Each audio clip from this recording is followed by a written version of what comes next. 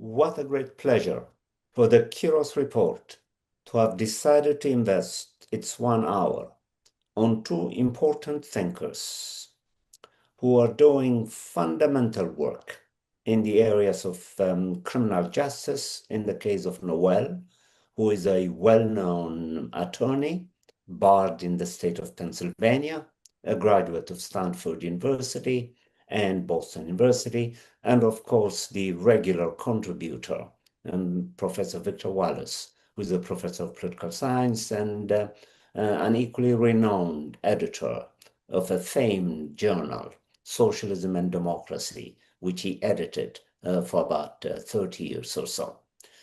So the Kiros Report is then determined and pleased to think with this two greats on a very important theme of our time, namely the human condition of mumia, among many other things which I intend to explore with them.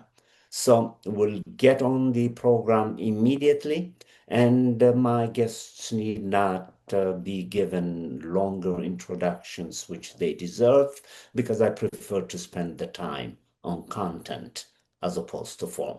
Welcome to the Kiros Report. Thank you, Tedros. Thank you. So what I thought I would do is begin with Noelle, the attorney. Take your time. The time is yours, and make a detailed case for why the Kiros Report should invest 1 hour on the fate of mumia. Really, if you're looking at public intellectuals and people who have their pulse on the United States situation right now, which is in great flux and which the people have to really rise to meet the occasion of looming and enduring fascism, we need Mumia Abu-Jamal. He's an imprisoned U.S.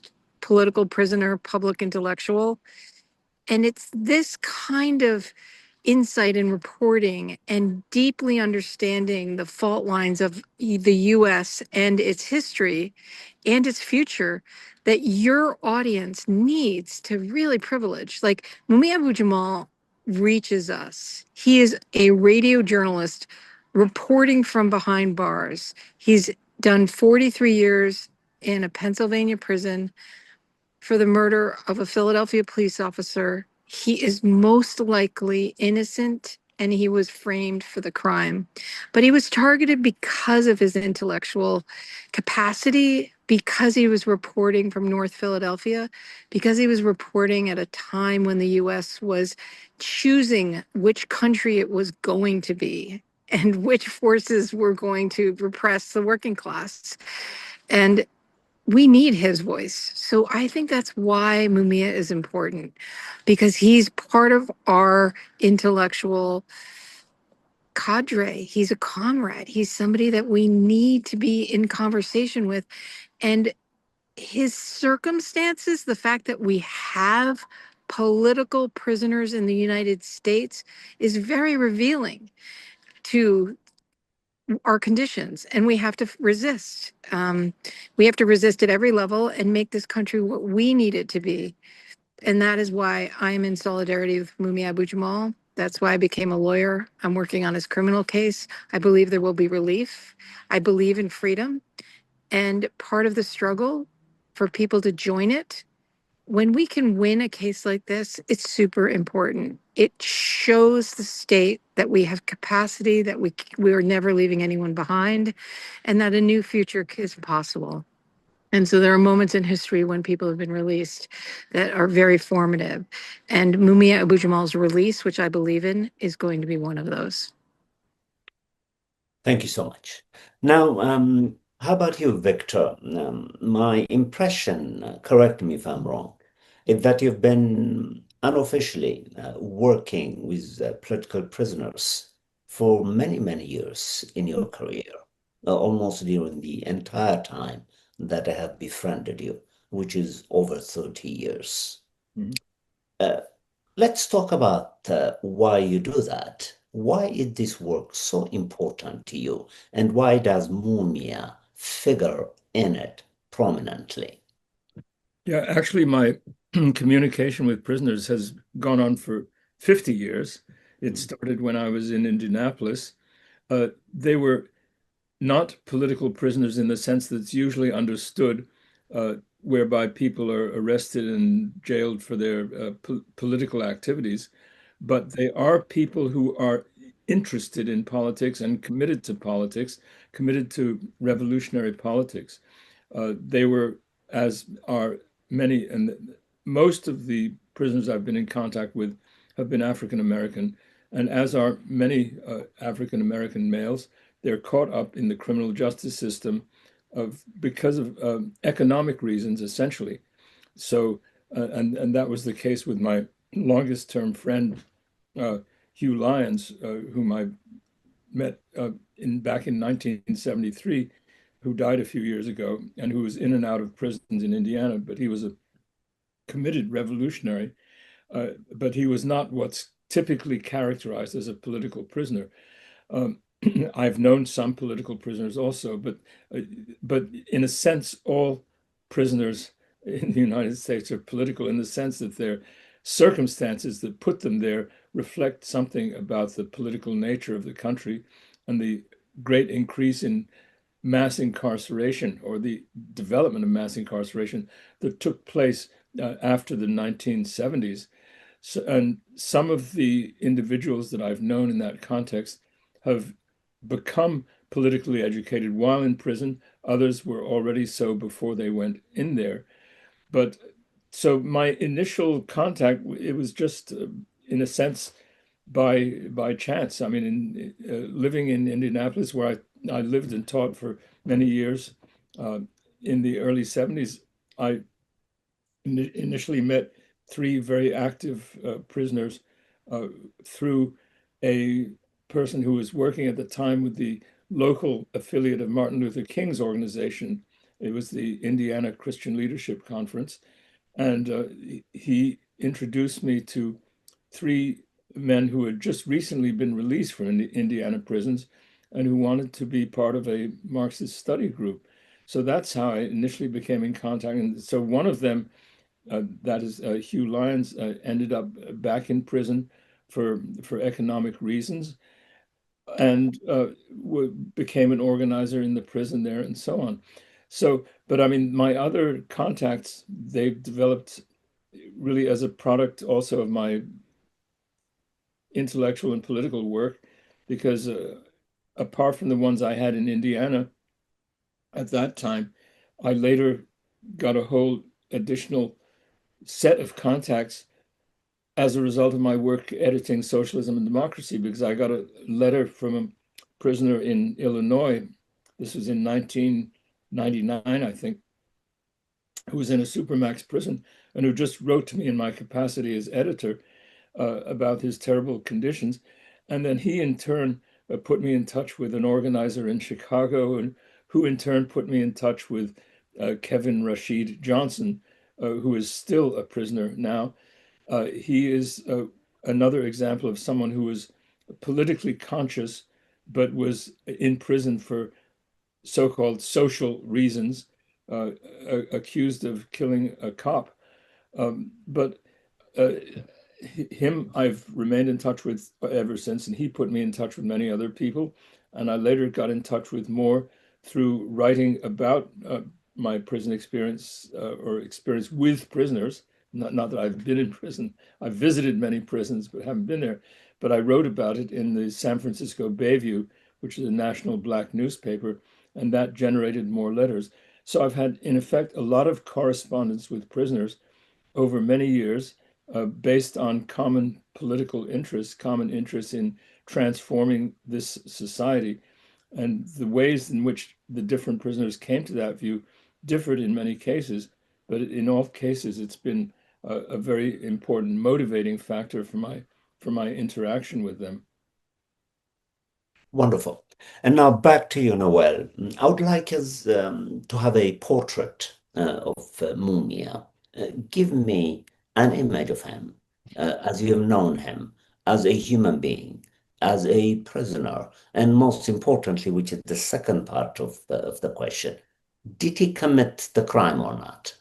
Make a legal case in the event that you think he didn't?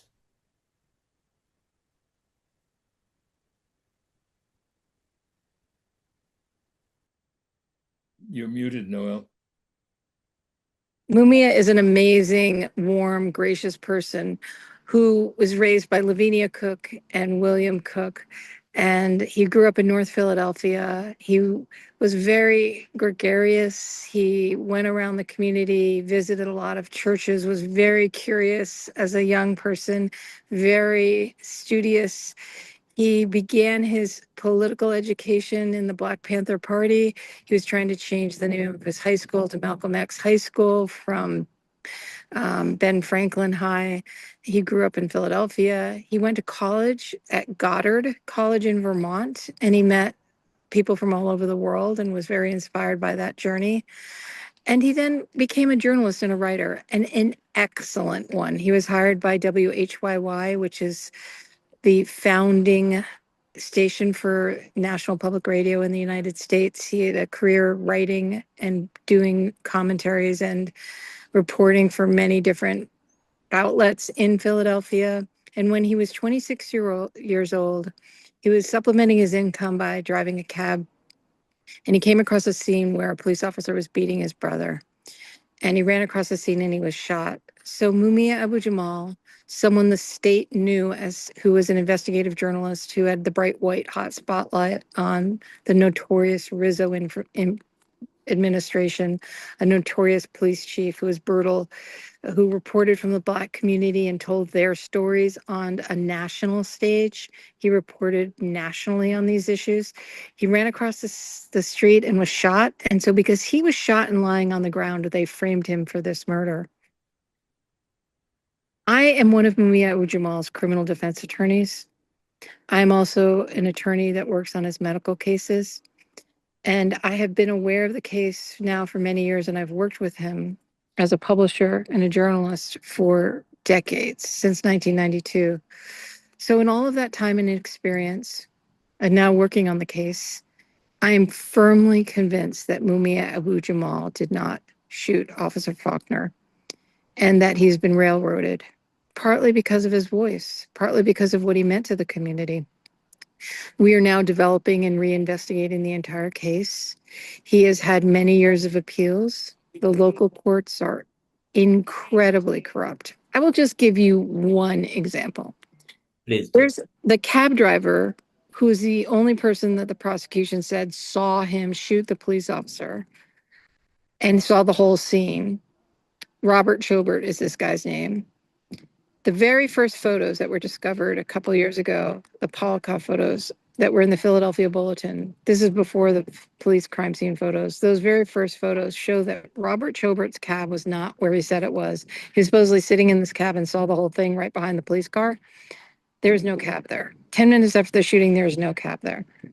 So that same individual was never told to the jury that he had 2 DUI convictions.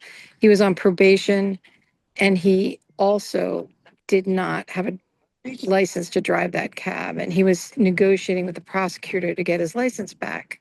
They also didn't tell them that he was on probation for literally throwing a Molotov cocktail into a school for pay and trying to burn it down.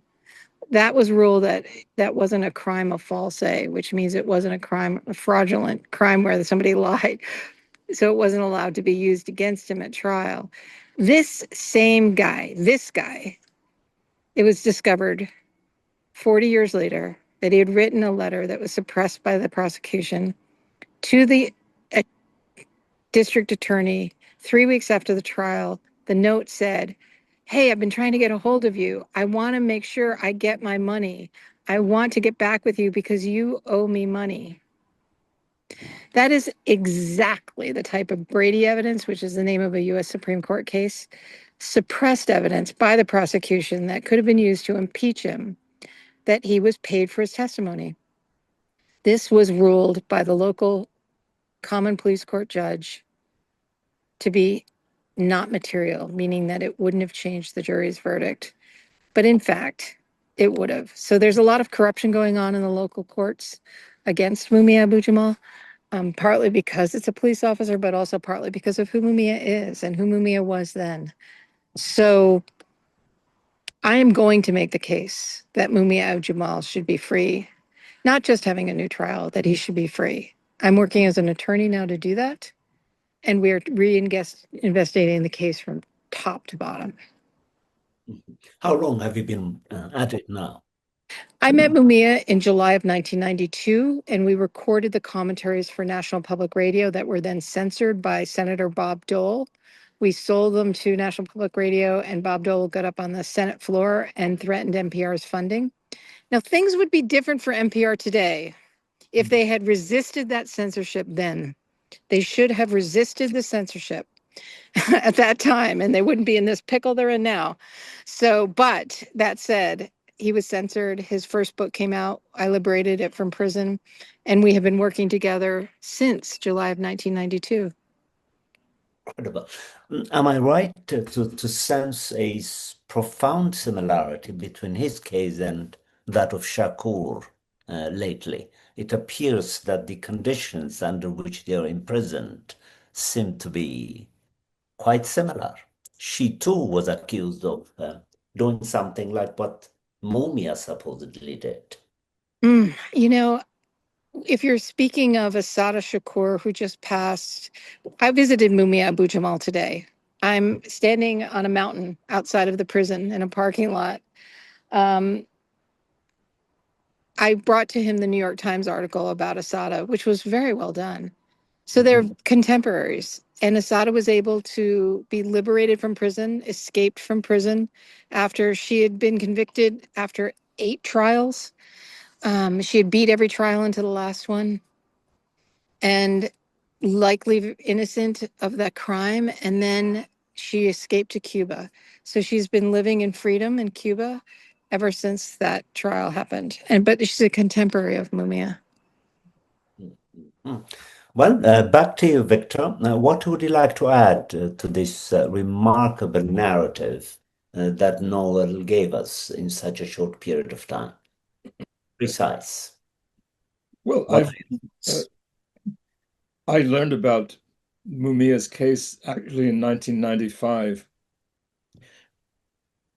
in a lecture by Howard Zinn that he gave at Boston University. Howard Zinn called my attention to um, to Mumia's case, and it was from then that I got in touch with Noelle, and I've known her since then, and I've supported her efforts, supported prison radio, and very much see his case as a kind of indication of the lengths to which a corrupt establishment in the form of the Philadelphia Police Department will go to take reprisals against someone who has been an embarrassment to them because of his work as a journalist. So they had an interest in framing him because he was a journalist, and they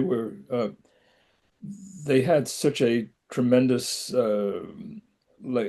tremendously powerful force that kept their narrative um, uh, as the dominant one. And so it's a classic case of where it's been an uphill fight all the time and still going on to get him his freedom. So I've been in support of that. Mhm. And now what I would like to do is something I have never done before.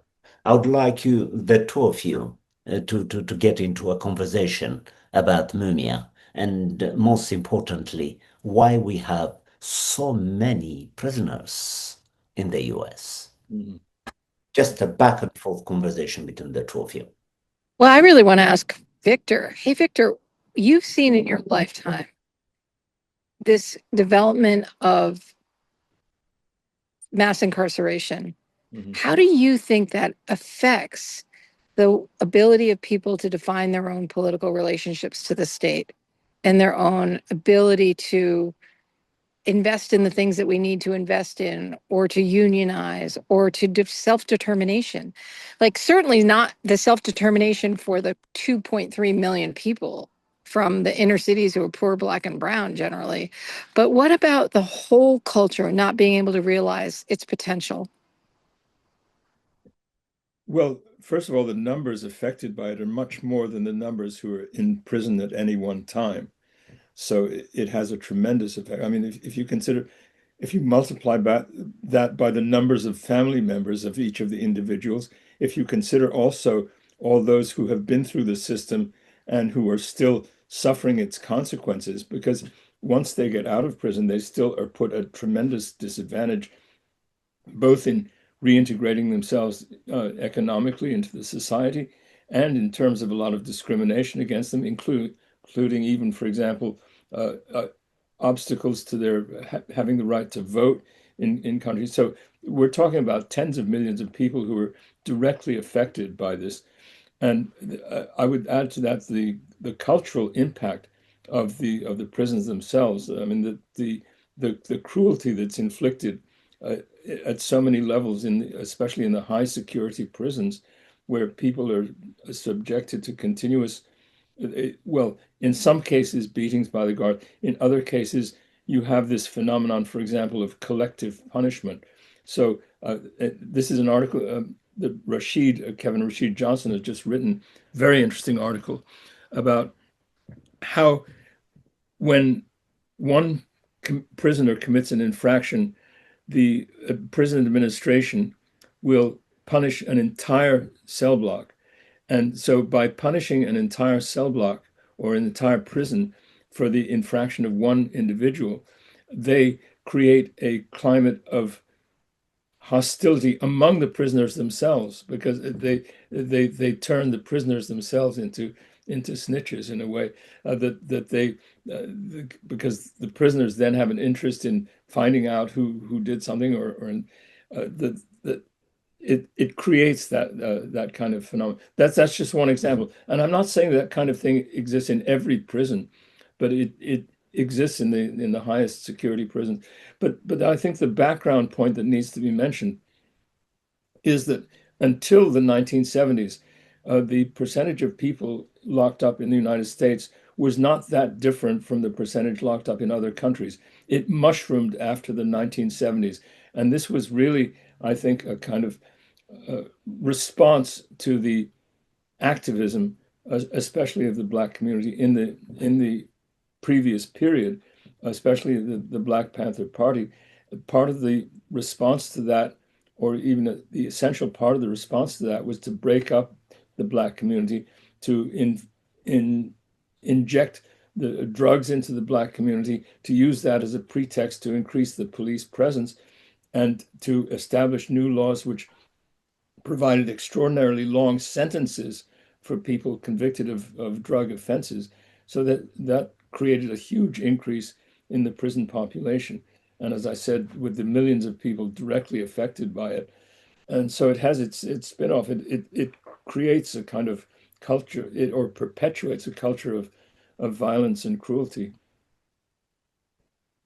I'm thinking that there was a need for this capitalist culture, this economy, to control the people who were going to demand work and bread and opportunity. And when people are engaged in their liberation struggles throughout the 60s and 70s, there was a backlash in terms of how to prevent the cities from demanding work when they were deindustrializing, or when they were offshoring, or when they were trying to commodify, all of the work in a way that they, I would say it's like a huge Berceros program, for the border. It's like they literally capture and bring into prison, because our Constitution allows for slavery in prison. The United States Constitution allows slavery if you are duly convicted of a crime. And so it was a way to do that. And then once they got this massive level of people that they no longer had to provide for in terms of jobs and bread and opportunities, they started commodifying them. So that means that every part of the prison system extracts wealth from the families and the communities and the prisoners. And so Victor and I have long fought to, make a difference within the commissary system, because they don't feed people enough. So people have to be sent money to get food. And then the people who they buy the food from are like their, corrupt brothers. There's telephone companies are incredibly large and have contracts. The healthcare is not provided. There's a lot of corruption that happens in this population. And then even it is part of the law in Pennsylvania that if you go to prison, you lose your representation, not just your vote, but your representation, your census status gets transferred to the county that you are imprisoned in, often rural counties, and they get more representation. They get more Congress people because they have 7,000 prisoners in this county, Frackville County. They get more representation. They count you with and steal your representation. Now, when you get out and you get out on parole, they keep that representation. So in every possible way, they are in Philadelphia. We all know it's been in the papers. Krasner said it. The city council said it. The police budget is near $1 billion, $900 million a year. And the police want to make overtime, so they just arrest poor and Black people so that they can get the overtime bump the next day. But everybody knows it's a corrupt game. It's corruption that they know they're falsely arresting people, but they have no ability to fight it. So for decades, so I asked the city council person's legislative director, Kenyatta Johnson's legislative director, what's going on with police overtime? And he said, oh, we know. They just have to pay their Jersey mortgages and we can't stop it. And they have to, get the pay bump at the last part of their career so that they get a bigger retirement salary, pension. And the 6,500 police officers currently employed by the city of Philadelphia, the 6,500 who are retired, they are like majority white, working class, jackboot sons of Rizzo who are milking the system at every possible time. It's graft upon graft upon graft. And our city is incapable of funding its schools and fixing potholes because we're spending $900 million a year on a police force that is oppressing the community, not supporting the community. Yeah. Yeah, I mean, the corruption is just unbelievable. I just underscore and bring out one of the points you were alluding to earlier about the representation, because in states like Virginia, which is where I have many contacts, the vast majority of the prisoners are from the urban areas in the east. The prisons themselves are in the rural areas, especially in the west. So, and the practice is that in terms of representation, the prisoners are counted toward the population in the areas where the prisons are located, and not in and where they have no vote, and are not counted in the areas that they come from. So you get a disproportionate funding, let's say, in the areas where the prisons are located, and not in the areas the prisoners come from. Another thing that I wanted to mention that as a kind of separate thing is the increasing obstruction of communication between prisoners and the outside society. All the increasing rules that are imposed on the pretext of fighting against drugs, and the drugs get into the prison really through the guards, through kind of corrupt guards, but instead they're accused of getting them in there through the mail, and so this has led to extraordinary increase in obstruction of mail communication, so that typically you have cases in which, in order to write to a prisoner in one state, you have to send a letter to another state where the letter is photocopied, and all the prisoner gets is the photocopy. All this on the tremendous sort of roundabout thing, adding a lot to the cost of administration and so on, and creating more sort of opportunity. Well, it's commodifying the process and creating more opportunities for profit making, just as they do with the phone system, the communication system. So it's all a great it's a great scam that's built up around the prison themselves. And of course, another whole dimension that we haven't touched on yet is the private prison system, which is set up especially for those who are held, for immigrants who are held, who are not even charged with a crime and who are put in these privately run prisons where these conditions are even worse than in those that are subject to some kind of governmental supervision. So the whole thing is tremendously corrupt. Mm.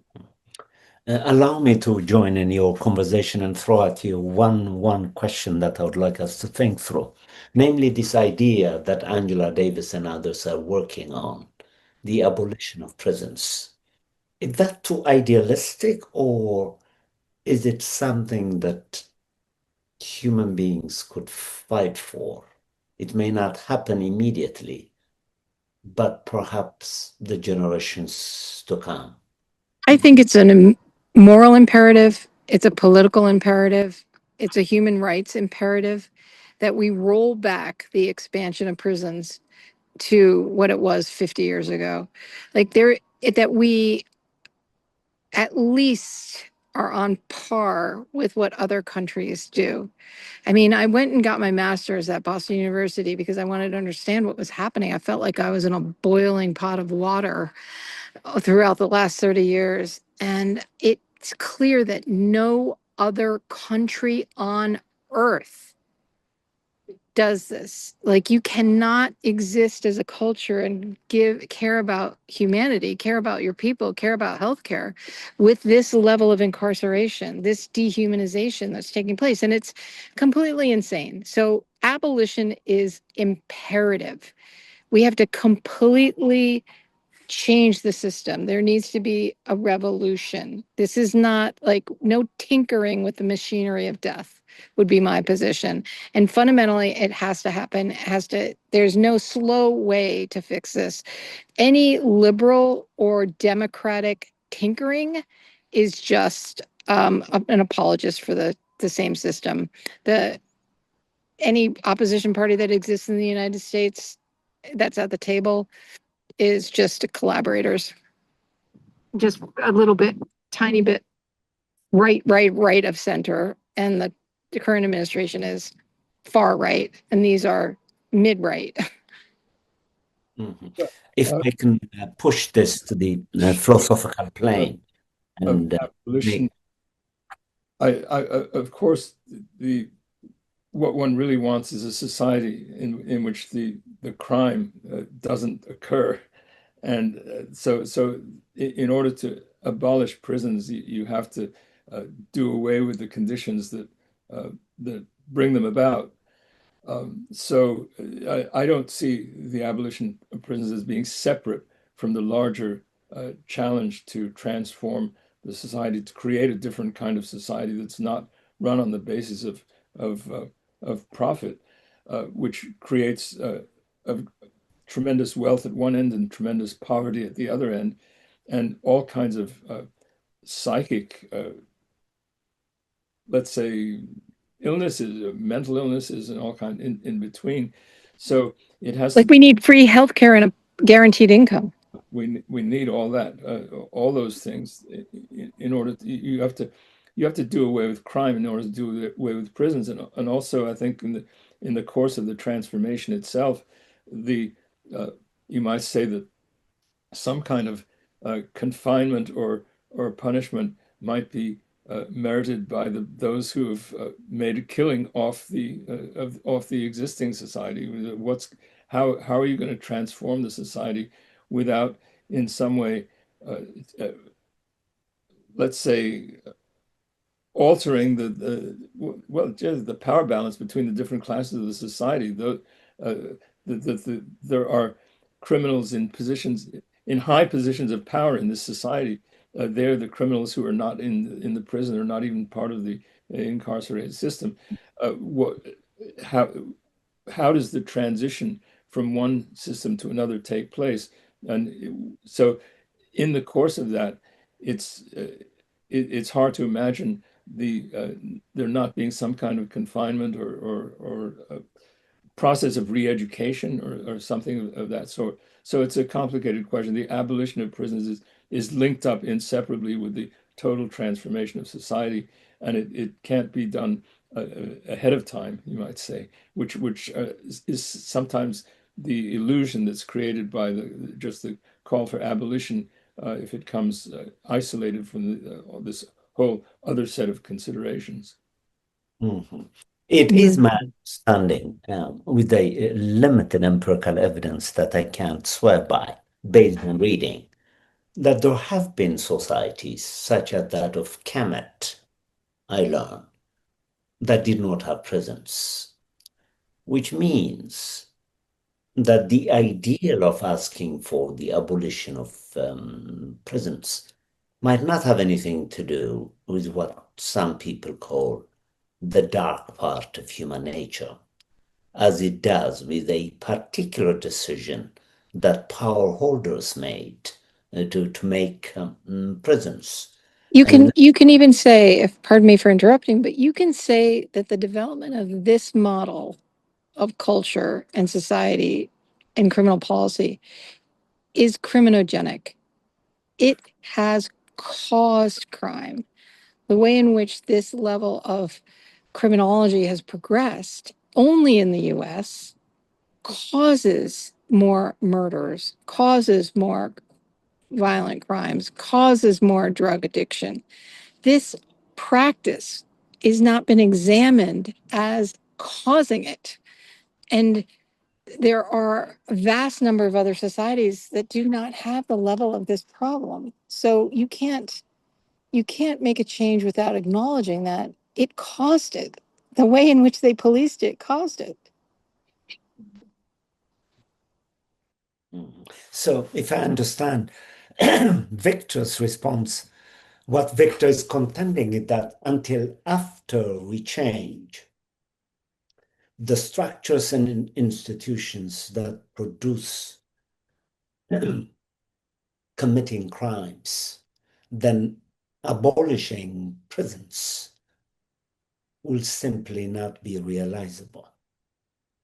What we'll have to do as a necessary and sufficient condition is change. I'm hesitating to use the term capitalism because I don't want to scare my viewers. But until after we develop an alternative to that political economy, abolishing prisons will simply be a fantasy. No, I think we need to just hold them accountable and redistribute the wealth. I mean, any profit that has been made at the expense of human beings needs to be redistributed. Yeah, I don't want them in prison necessarily. I mean, I think, you know, we need a society that's egalitarian and equal and fair. yeah. It's a complex process in which the transformation at the level of prisons or uh, the penal system will go hand in hand with transformations in other spheres. And there are things that can be done in the short run. There are countries now where the prison system is more humane than it is in the United States. There was a film that Michael Moore made. Who shall we invade next? He was getting inspiration models from other countries and looking especially at the prison systems in the Scandinavian country when he was in Norway, and showed a much more humane condition. I think what we have to realize at the base of this, and this is here we're talking about not necessarily yet being able to abolish prisons, but at least not making them as Noelle suggests, the kind of schools of crime that they are now, but taking seriously the theoretical commitment they have to rehabilitation, which implies creating communities in which there's a level of trust and a level of decency and respect uh, with which people are treated, so that because I think what isn't realized enough is that just being confined, being separated from one's community, is punishment in itself. And in this country, there's unfortunately the culture that not only must you confine people, you must treat them with cruelty because they've earned it. All that they're sentenced to is confinement. They're not sentenced to a regimen in which they're being brutalized, which is what we have here. Mm. Well, there are those hesitant political theorists who would offhand dismiss the idea of the abolition of slavery, convinced that there is a dark side to human nature that will always produce certain individuals who are going to do heinous crimes. And in order to accommodate that, we need prisons. I think if you just look at the statistics, if you take guns out of this country, you'll get less murders. If you feed people, you'll get less burglaries. If you provide for healthcare, and that's just, you can say it's true from every single other country. It's the ways in which this country has treated its working class as disposable and a commodity that has created these conditions. It is unique. This country is frankly unique. And I think that needs to be acknowledged. It's not there, whether or not there are a certain percentage of people who are going to commit heinous crimes or crimes that are against of moral turpitude and otherwise. Yes, I'm sure that's true. And we should find ways to appropriately honor that in terms of like thinking about it and figuring it out and housing them. But as Victor just mentioned, the cruelty in prison, right? The extra cruelty, the rapes, the torture, the isolation, the brutality, the starvation, those don't just result in the prisoners suffering a great deal. They reverberate throughout the community. And I might also say anyone connected with that, the guards, bring that same level of violence outside. If we don't, in addition, if we don't treat tuberculosis in prison, it's never going to go away. If we don't treat hepatitis C in prison, it is going to remain a killer, even though it's curable. So as a culture, we are going to face enormous consequences if we do not stop the level of torture that is happening in front of us, that we know happens. And I think it's on us to not fail in the face of that. Like, we have to speak our truths. We have to be loud. We have to be consistent, and we have to not be afraid to say what we really need and to say what we see. I will never, ever again censor myself. I will not. It's just too desperate a situation with the people that we know inside and too many. We have about 15 minutes left, and I would like both of you to say what needs to be said to your viewers, so that to return to the center of the conversation, we can make Noel's incredible commitment and effort to defend Mumia for over 30 years to be a realizable possibility and not merely a pipe dream. Oh no, he's getting out. You can be part of the train that's going to get him out. You should jump on right now because it's going to be an incredibly fun ride. But we are bringing Mumia Abu-Jamal home, and it will be historic. It'll be Nelson Mandela-like. So if you want to join this movement, that's going to be winning. It's going to be really rough road from a lot of up and downs, a lot of roller coaster rides, but we are going to bring our political prisoners home, and including Mumia Abu-Jamal. So I think people should join and take a risk for your future. Stand up for what's right. Count on your community to support you. Build alternatives to the state. Don't rely on the state to take care of you. Yeah, I agree with that entirely. I guess my other thing that I'd like to remind people of is that the scale of the crime that's being committed by those in power now, and I'm thinking of the support of the genocide in Palestine. They talk about charging people with supporting terrorism. I mean, if this isn't the support of terrorism, I don't know what is. So the the kind of crime that's committed at high places and the orientation towards all kinds of ill-gotten gains at the highest levels, and they project it down into the lower levels. And those who commit on a retail basis, as you put it, as one can put it, they get punished, and the ones who are responsible for the biggest crimes get away and are even venerated by a sector of the population, and that's the culture that we're sort of fighting against. And so it sort of seeps down to the lower economic levels of the society, and it's there also that there can be the reaction against it. And we have to hold out the vision of a transformation of this culture, and it's going to have to come partly through a critique of the institutions that perpetuate this kind of cruelty. I think I'm going to leave it there for me because I think that's exactly right. I think that consciousness, that awareness, we all know it. We are seeing the genocide as it happens, supported by a client state of the U.S. in Israel's assaults against the Palestinian people. And it's in the face of that that we have to just stand up and know that we're standing up for what we need in our future.